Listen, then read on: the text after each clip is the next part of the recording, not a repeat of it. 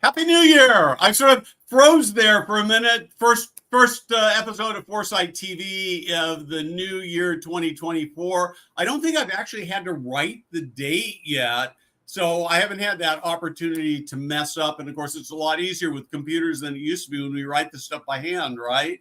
So today I am talking to my friend Tana Gall. The one thing I want to sort of start with before we kick this off is that way back when I was first starting blogging and nobody had ever heard of me or Foresight, I reached out and I was going to be in the Seattle area. And I said, would you meet with me? And you said yes.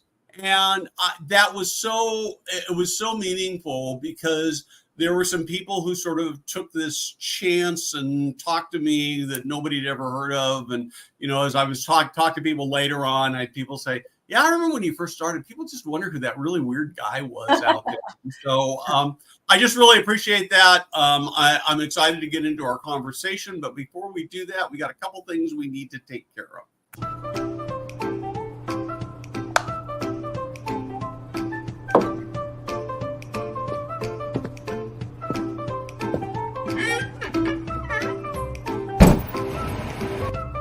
Hey guys, Steve Moran here.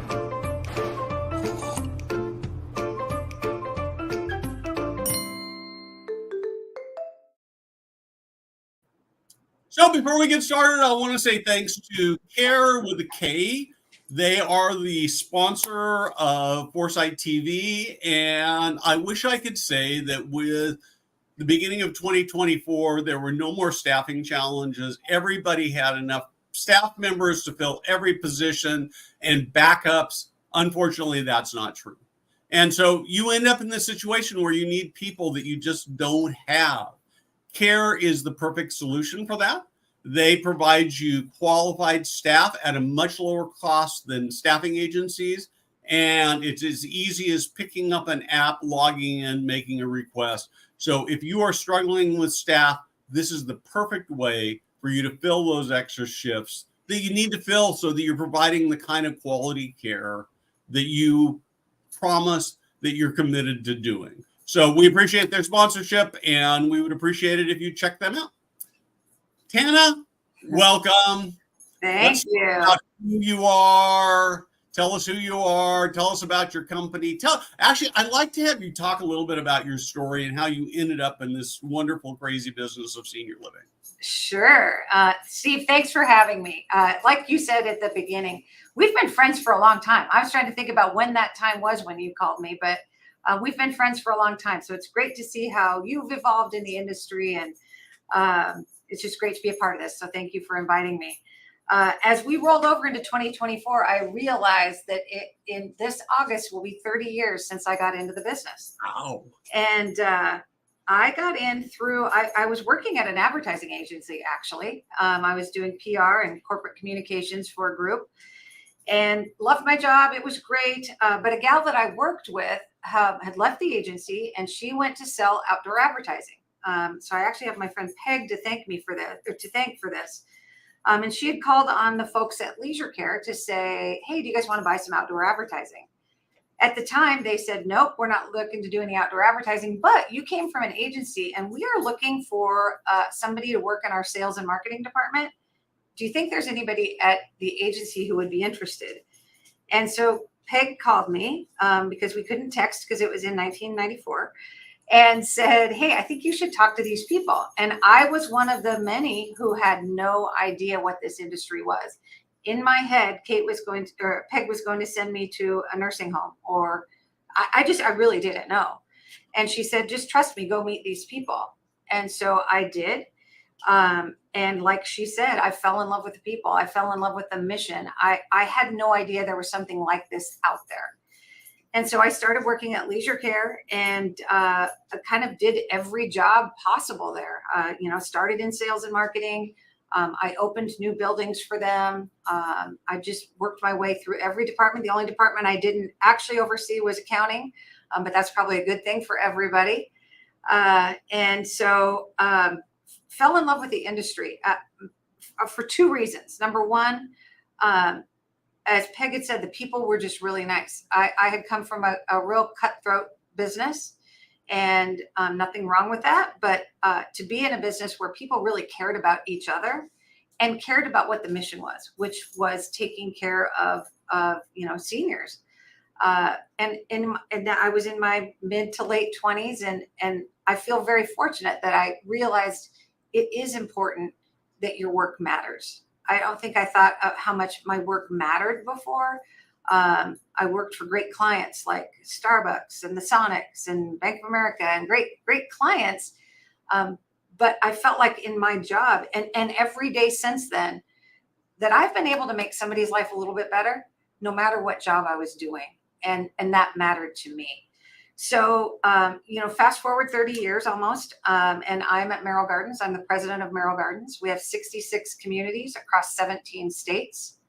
The bulk of our communities are independent living, assisted living, and memory care.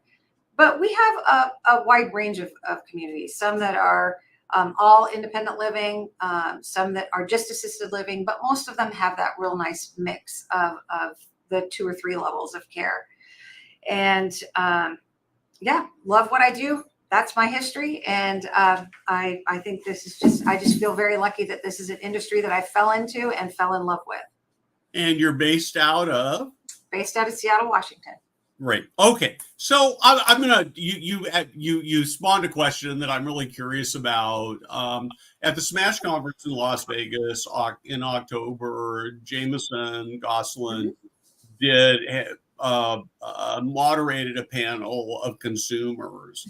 And one of the things that sort of came out of that was that a lot of things that people don't traditionally pay attention to, and a lot of things that people are doing marketing wise seem to not matter. And it was very, 3 people, so you have to be a little careful about drawing broad conclusions about it. But one of the things that really struck me was that nobody seems to be really using billboard advertising. And, we see these attorney ads everywhere. I drive back and forth to church, and there are 2 or 3 of them I see every week. And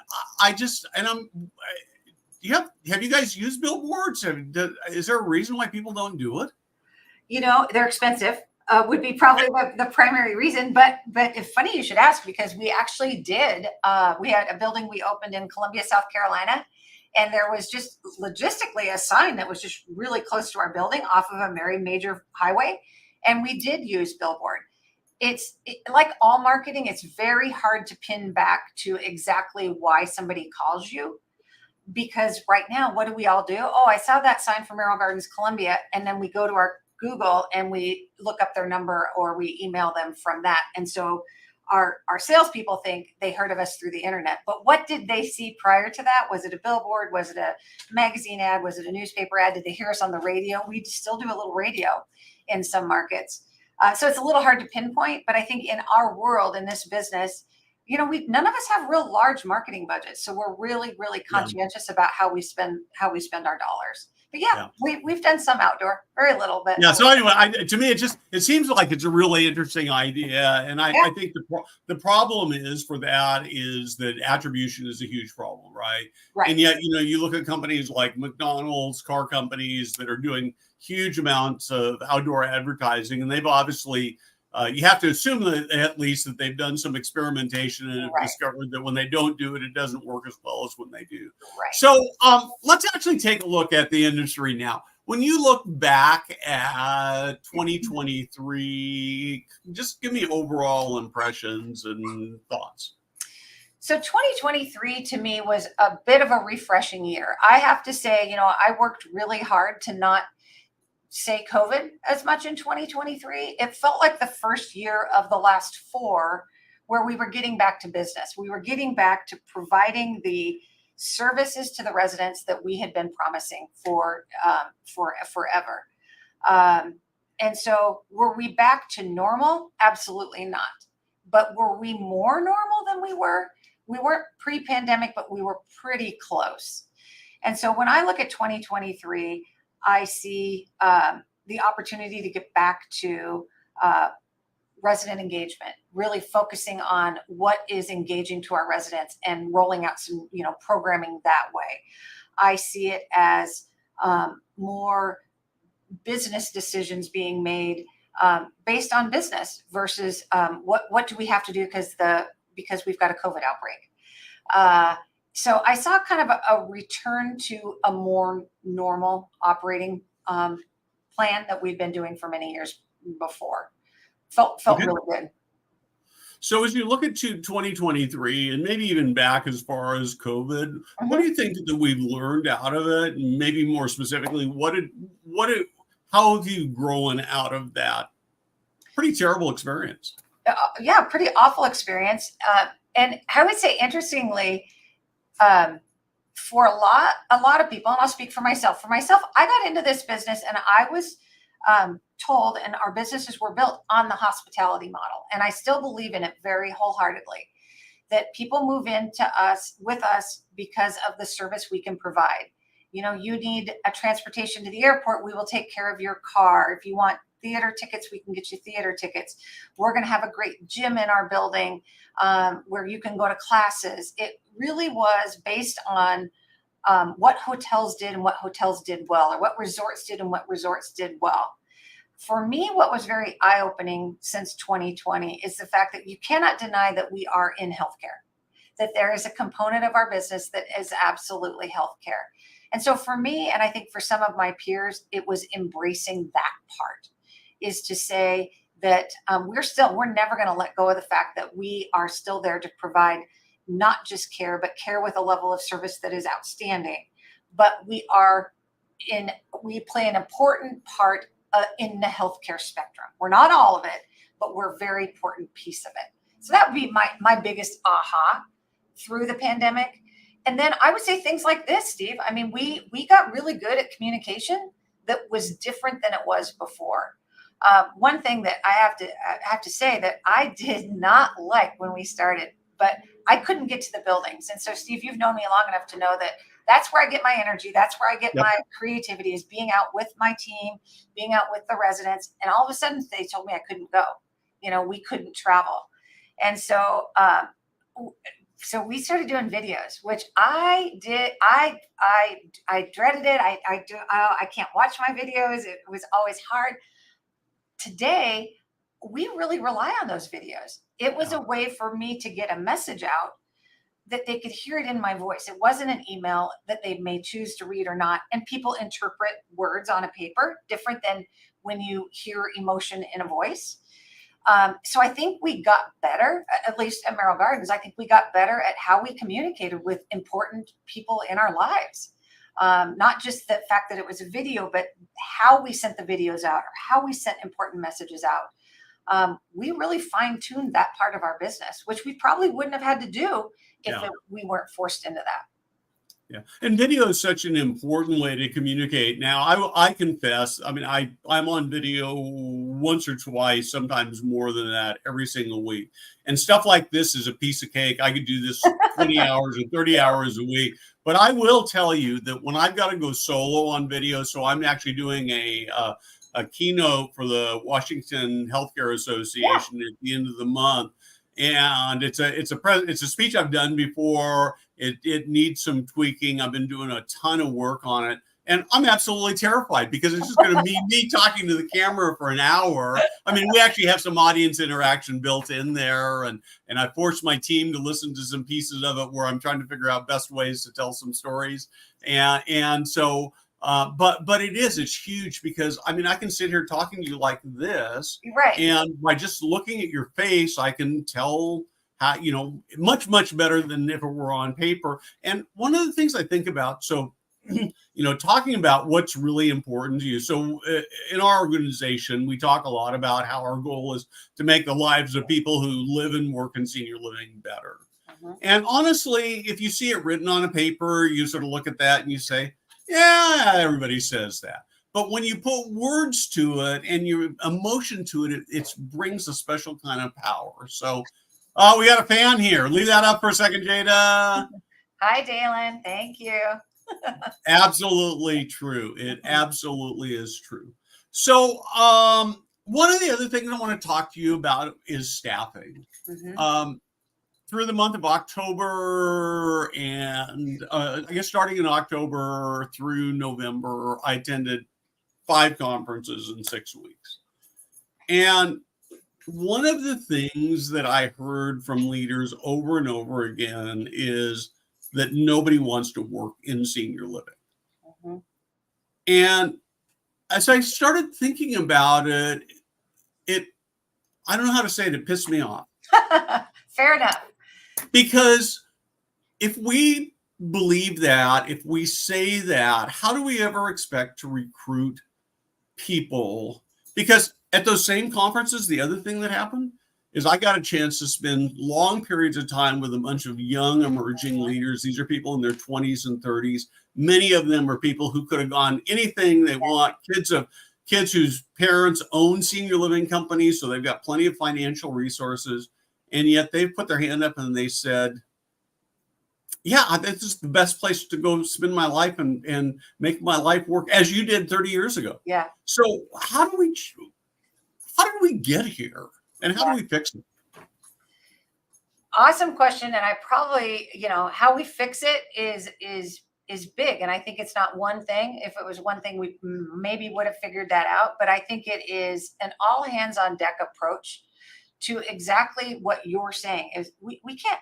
I think people maybe just don't know about us. It's not that they don't want to work for us. They just don't know about us. We're still a bit of an unknown opportunity. So I love the work that we do at Washington State University and that the Vision Center is doing in 25 campuses across the country, of really taking these young creative thinkers at a time when they haven't really decided where they're going to work yet or where their careers are going to land, and exposing them to this great industry that the sector that's out there. So that, that's one way. It's interesting. I was looking back at, I'm an organized hoarder. I have all my magazines from all the years, and I was looking back at a magazine from 2018, I think. It was the Argenta magazine in 2018. And on the cover story, it was about down the pike. What are we going to do? Well, interestingly, a year later, after that was published, we had a pandemic. And that put, I think, kind of our staffing crisis on the shelf because we were dealing with a pandemic.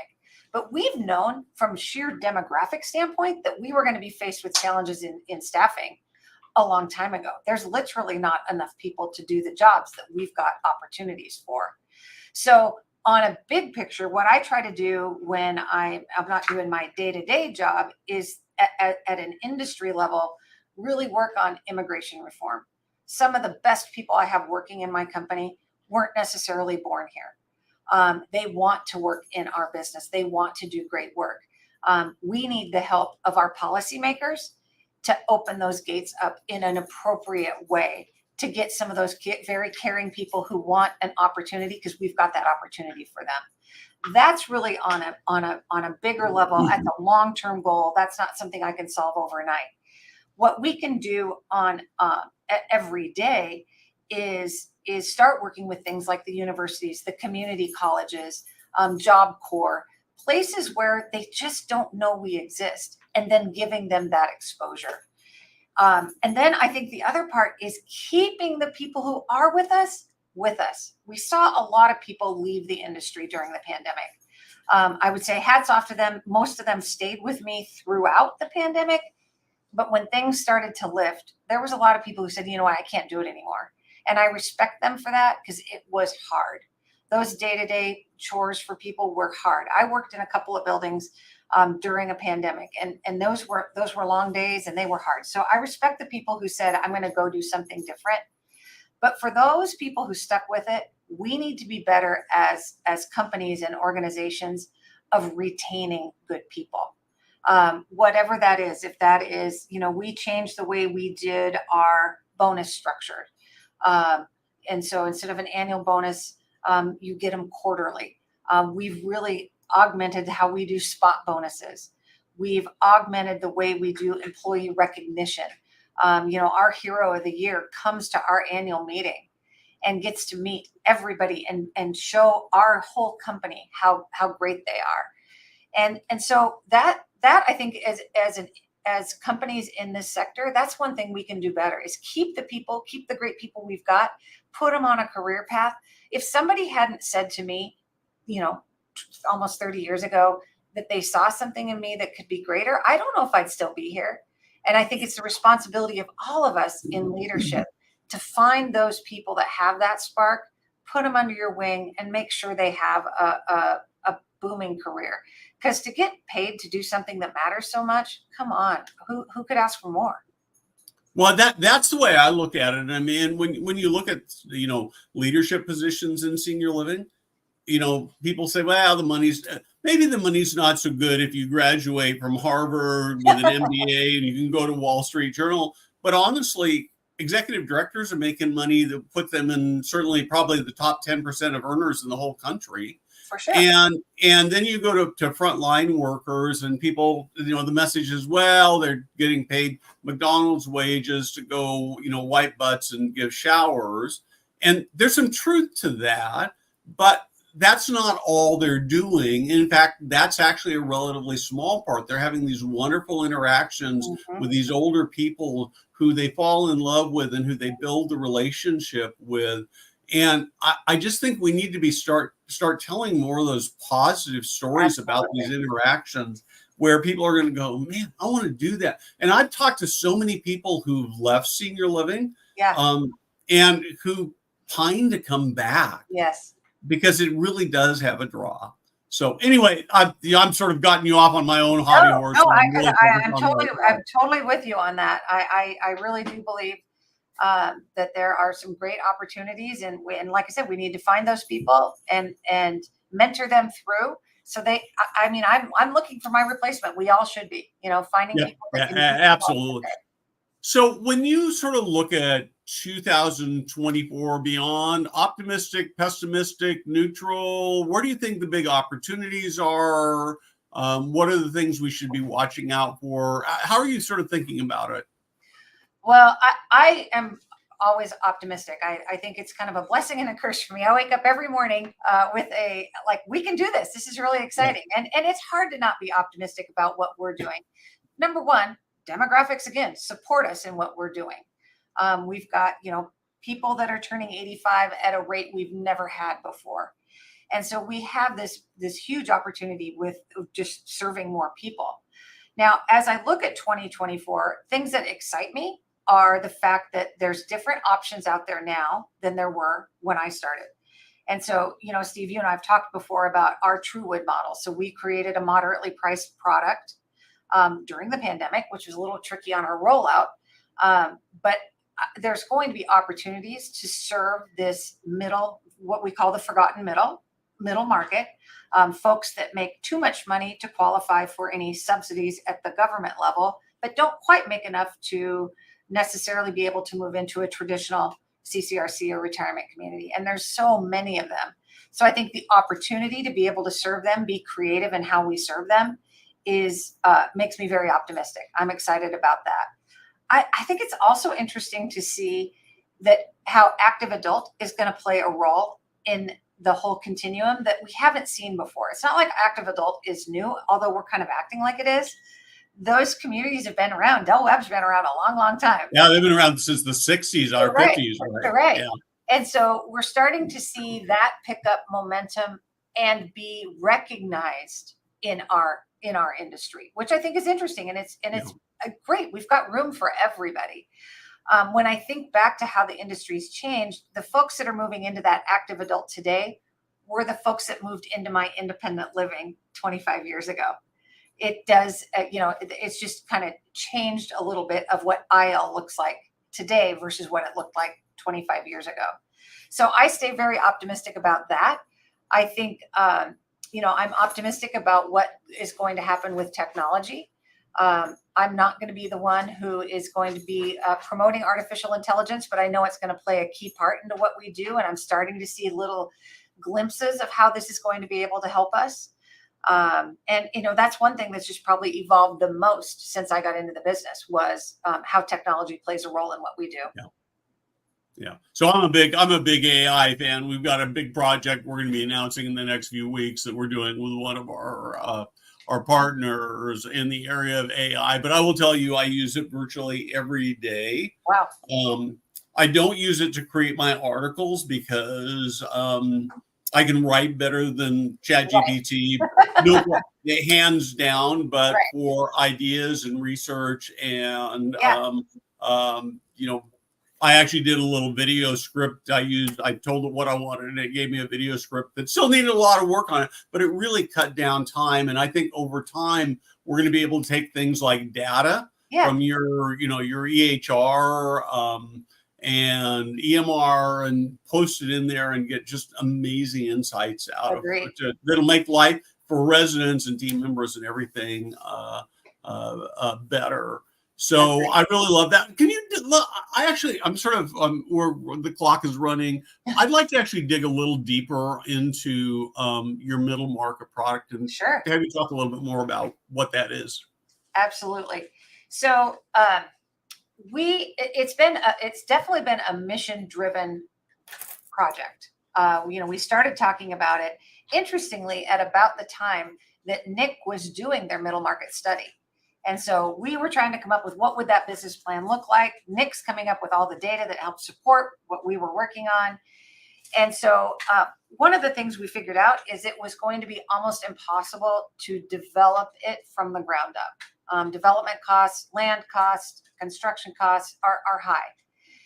And so what we looked at was, well, how do you take these communities that were built in the 70s, 80s, and even early 90s and make them relevant again? Because they were starting to lose some of their relevance as some of these newer, shiny penny communities would open.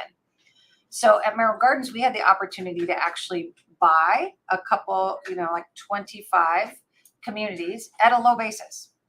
And our plan was then, and what we've instituted is a way to, what we didn't want to do is not have quality. It was very important. If you're putting the Merrill Gardens name on it, my name on it, it had to be quality.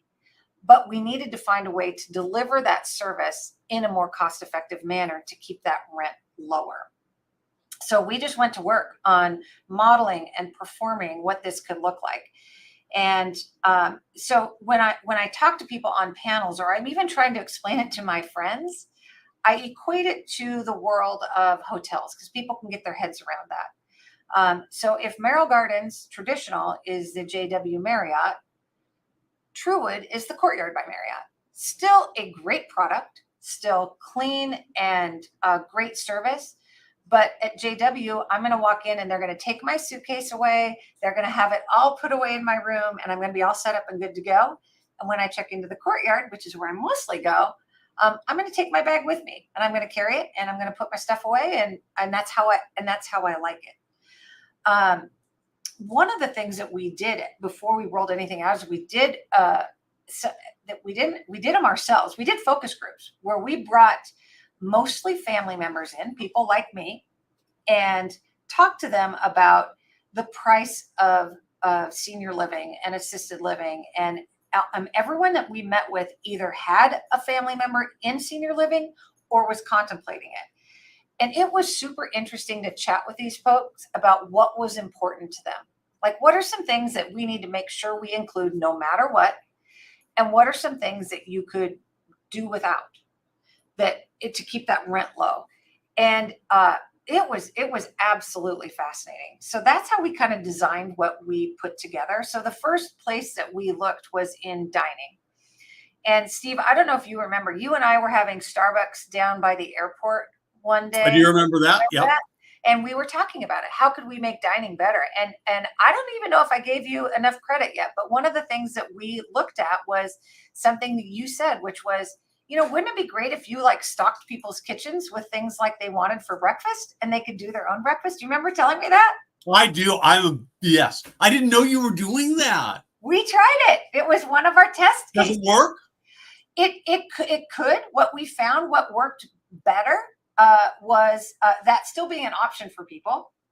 Or what we did is we took our breakfast and made it more like a Courtyard by Marriott, where people come down to the dining room whenever they like, and there would be all kinds of food options, either things they could take back to their apartment, or they could sit and enjoy it in the dining room, up to them. What they couldn't get was their eggs made to order or their breakfast meat of choice. So we always had protein. We always had a meat, but it was going to be like you would have if you go to a business hotel. And it's proven to be very, very effective for us. What it enables us to do is have, fewer cooks in the kitchen and fewer servers at that time. Yeah. And still provide a great product. Now, if you move into our other Merrill Gardens buildings, you're still getting made to order whatever you want and full service. But what we found was this middle market is big to begin with. If you just look at demographics, the psychographics are even bigger. So what we found is people that are moving into our Truwood buildings, they may have the money to move into traditional senior living, but that's not how they want to spend it. They're more like my folks, on a farm where they come in and they don't want fancy. They want to control kind of how their day goes. And so that's what we were able to implement. We didn't want to lose the fact that I think the most important thing about living in senior living is that camaraderie and fellowship. Yep. And service. So for one meal a day in a Truwood building, and it's just, I think, so happened that most of our communities chose the noon meal, is a big made to order meal. Full service, dining staff there waiting on you hand and foot, and more importantly, sitting around with your neighbors, enjoying a meal together. And so that part looks very similar to what it would be in any retirement community. Yep. Then for our dinner meal, that evening meal, it becomes a little bit more, less made to order, more. There's always a hot option. There's always salads, soups, and sandwiches. And people can, again, take them back to our apartment, or they can sit in our dining room and enjoy it with their neighbors and friends. We were able to save about 30% in our labor by just making those simple changes. Again, not changing. We didn't change our food PRD. Nope. Quality was going to stay the same. But what we were able to do with labor is really remarkable. And one of the great things my team did is they took a look at what does labor look like in a community every day. And they made this chart, and it showed, what it looks like in the morning from like 7 to 9. It's really busy in a retirement community from 7 to 9. Yep. In the care department, in the dining department, everywhere. You're busy. But then something interesting happens at about 9:30 or 10 o'clock. That dips. Our residents are done with breakfast. They've got their morning services done.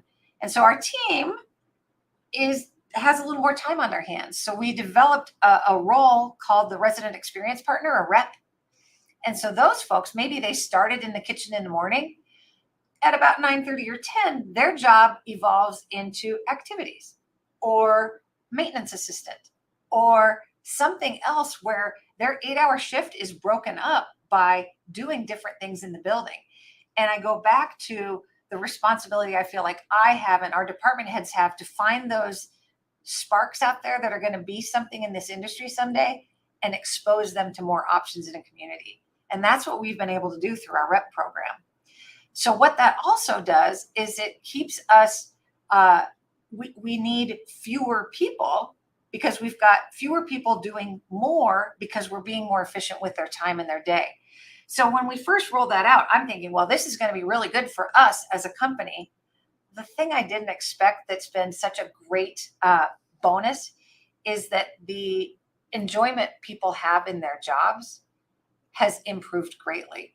Because who really does want to go do that? In my life, if you told me you've got to go wash dishes for 8 hours, I would do it. But man, if I could wash dishes for 2 and then go answer the phone for a little bit and then call bingo, my day goes by a lot faster and I'm far more engaged and excited. And now you've opened my mind to, oh my gosh, there's not just dining and senior living.